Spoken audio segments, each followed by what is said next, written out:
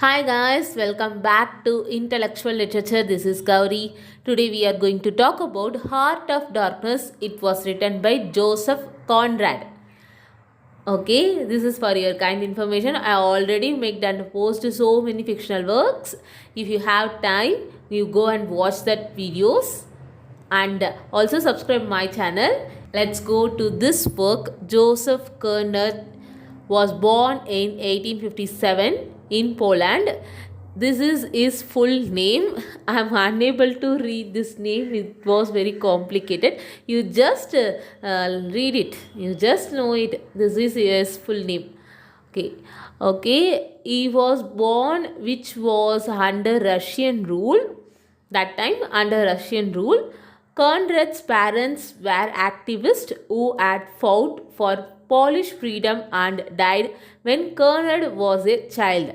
Conrad took up to a sailing as a career. He joined the British Merchant Navy as a sailor in 1878. He became a British citizen in 1886 and married an English woman, Jessie George, 1896.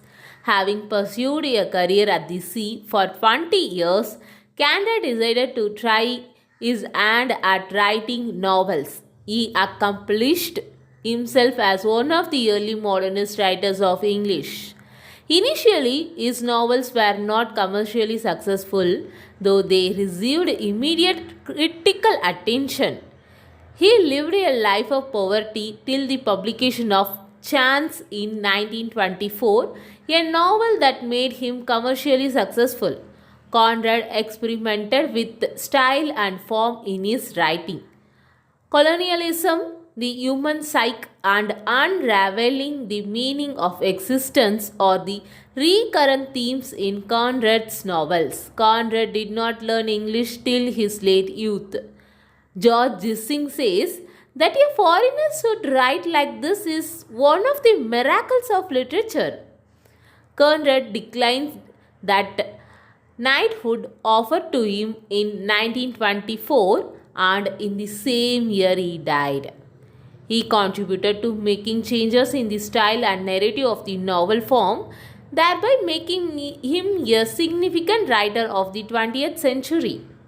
Conrad's famous works include The Nigger of Narcissus, 1897, Lord Jim, a famous work, it was published on 1900, Tip Whom and Other Stories, it also published on 1903, Nostromo, it was published on 1904, The Secret Agent, 1907, Under the Western Heights, 1911, Heart of Darkness, 1899. We are going to study this work in this video. And finally, The Rescue, 1920.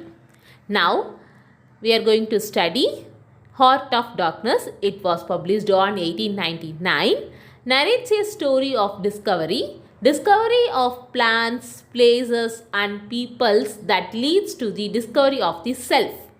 It is the story of a journey, unlike many other great literatures, tracing a journey from ignorance to knowledge.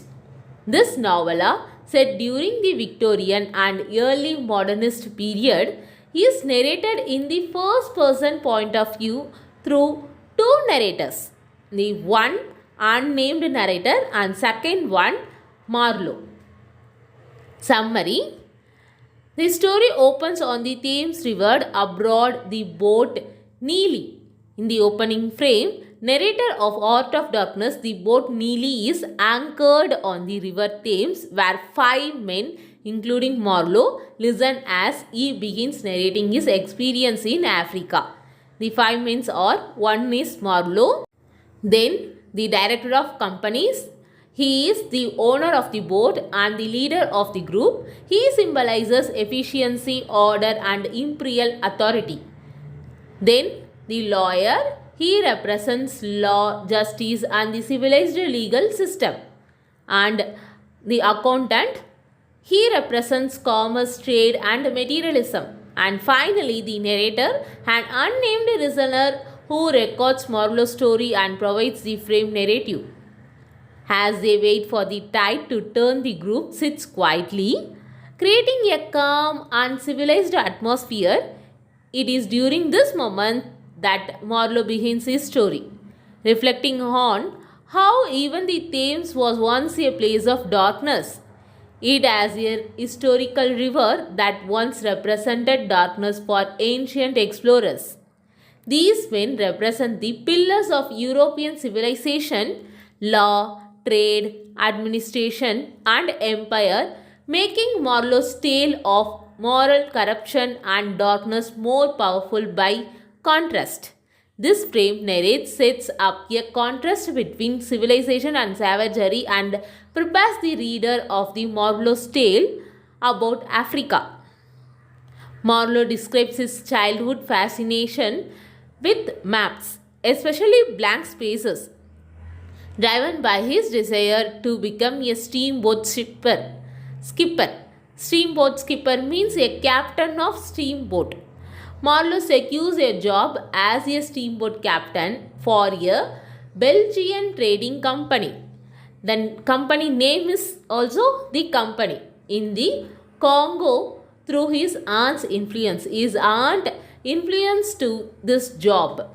He travels to Brussels to sign the contract and undergo a strange examination by the company doctor, which highlights European detachment and obsession with order. Doctor measures his head and asked whether your family have any insane problem.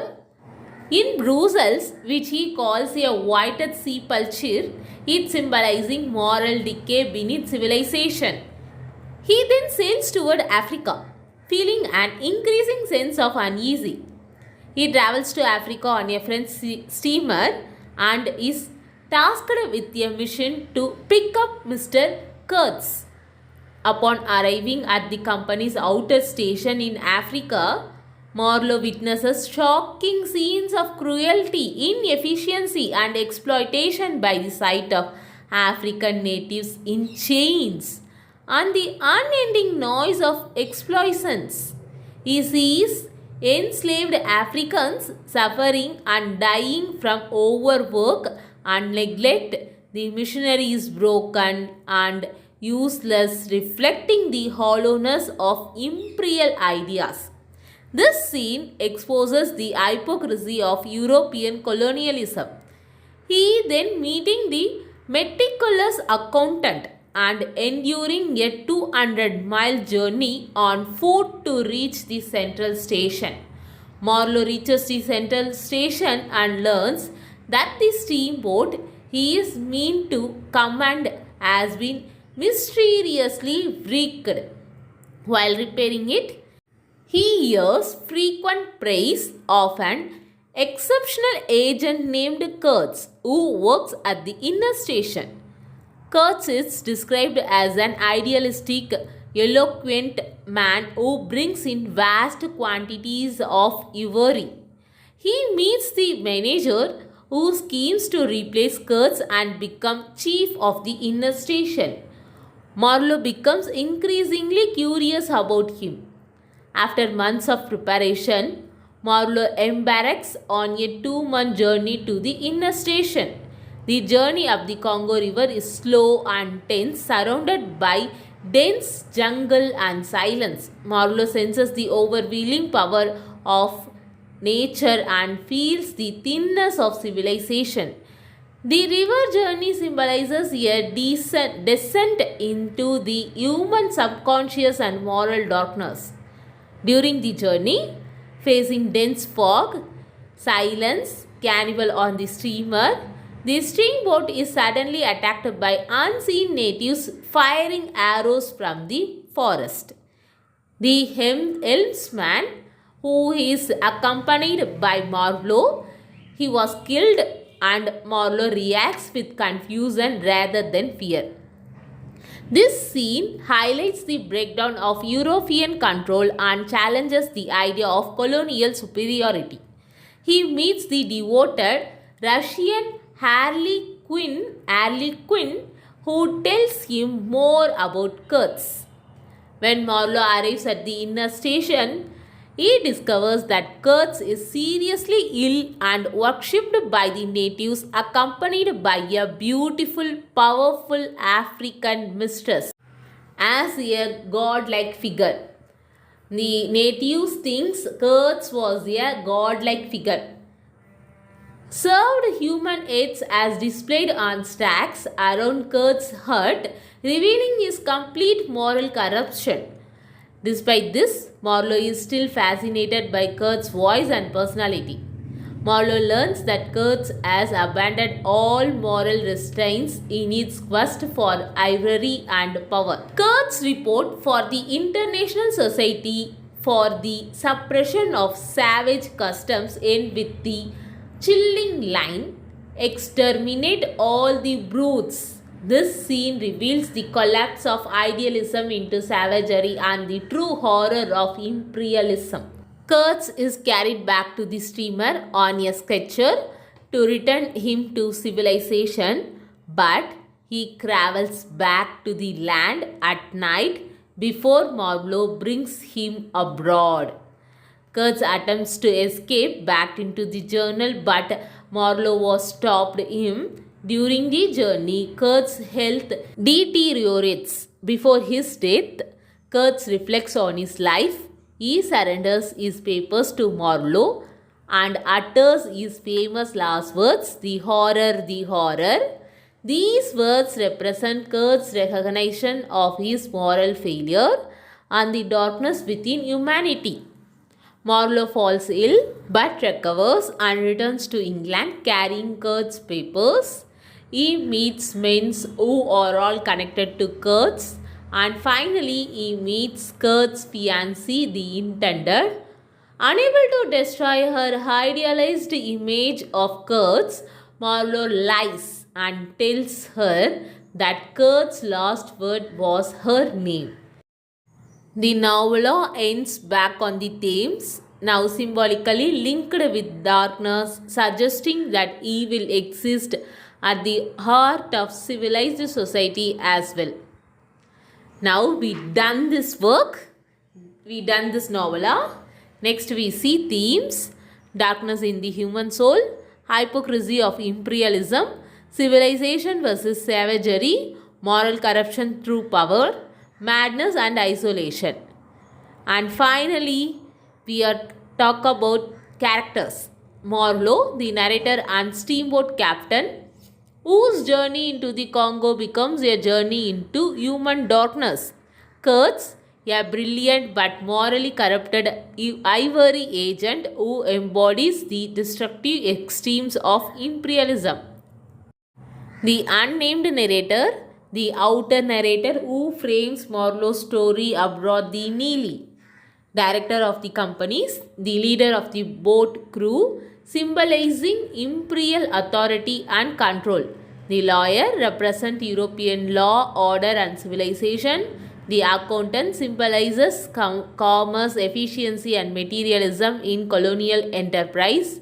Marlow's aunt, an idealistic woman who believes imperialism is a civilizing mission. The company doctor, a detached scientist who studies the mental effects of colonialism. The chief accountant at outer station maintains perfect appearance amid course showing moral indifference. The manager of the central station, a mediocre manipulative man who survives through caution rather than ability. The manager's uncle, a ruthless company official who encourages exploitation and intrigue. The brickmaker, a lazy agent who produces no bricks, flatters for personal gain.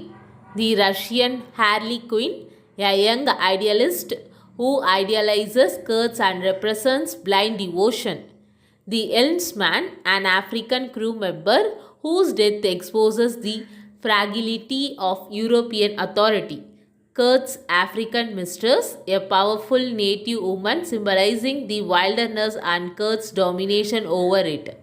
Kurtz intended, Kurtz's European fiancée, who represents illusion, idealism and denial of truth. Okay, guys, we done this work. We done this author's description and author's major and minor works. This novella's major and minor characters also we studied from this video. Okay, if you really like this video, click like button.